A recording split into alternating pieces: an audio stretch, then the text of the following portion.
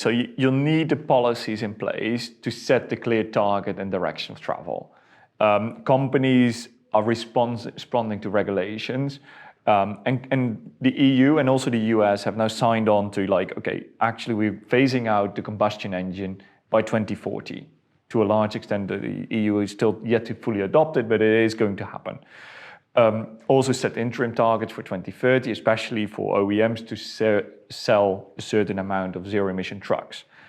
That puts a responsibility now to companies to actually act accordingly. And what's interesting is now what you see is companies are responsive to, of course, to these regulations, to their targets that they set, but of course also to the cost. And in response to the policies, we've seen the price come down of different solutions. And actually, if you're a business person, which companies are there, the bottom line matters still, unfortunately. Well, luckily or unfortunately, you can argue. Based on the bottom line, that battery electric trucks are becoming more kind of from a total cost of ownership perspective, to use that term, but from if you buy a new battery electric truck today, especially in the small delivery vans, it becomes cheaper to operate than a traditional diesel. That in itself makes that if you're a businessman, you want to buy this battery electric truck, because otherwise you're losing money. And what we actually expected in the next 2-3 years, in response to that legislation that is in place and is going to be put in place in Europe, US, and actually in many different markets, that this business case becomes more positive. Then to make the argument complete, if you want to buy a battery electric truck today, you probably know from at your example at sennder, you don't get it tomorrow.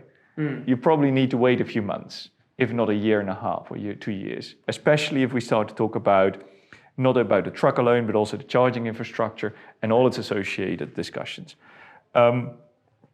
But if you want to get then by 2025, you know that the business case becomes positive by 2025, and then walk backwards. I want my truck in 2025. That means that I need to place my order, say late 2024, mid 2024. That means that by now you have, 8-9 months to start planning for that operations. Right. And that's a new reality that companies need to wake up to. It's not like a technology that is way out from today. It's something that's going to happen sooner than people expect. It's one planning cycle away.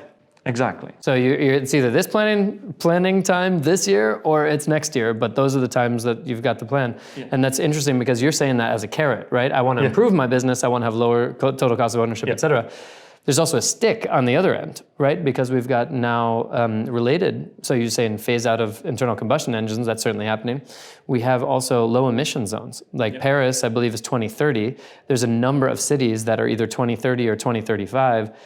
Zero emissions vehicles will be the only ones allowed inside the city limits.